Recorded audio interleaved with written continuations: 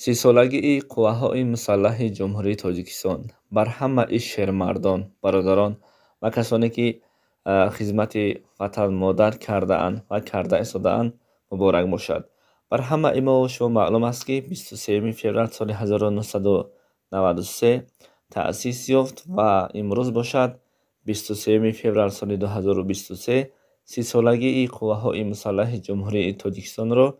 در تمام کشورهای جمهوری تاجیکستان علیه جشن میگیرد و بعضی ها میگوید که امروز به همان مردهایی که جان فدا کردند، مقصد آن مردهایی که بهر وطن مادر خدمت کردند. بله درست است و از جمله ما همه شهرمردان جمهوری تاجیکستان را تبریک و تهنیت باد گفته دعاگوی هستیم که بذار دولت صاحب استقلال تاجیکستان عزیز ما دائما تنج و آرام، صلح و ثبات پاینده باشد و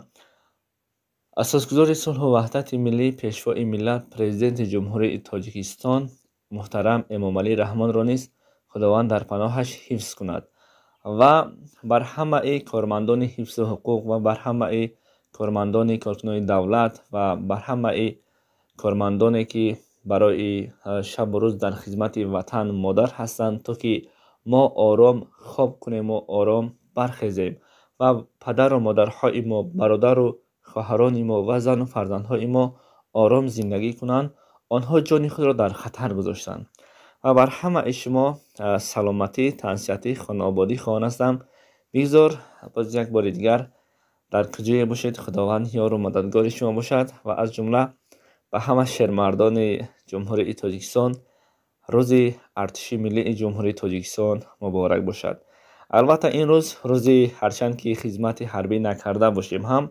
روزی ما مردا هم هست. خدا نگهبان همه شما باشد. باز یک بار دیگر تنسیتی، سلامتی، خانه آبادی و تنجی آرامی در تاجیکستان صاحب استقلال عزیز ما پاینده باشد.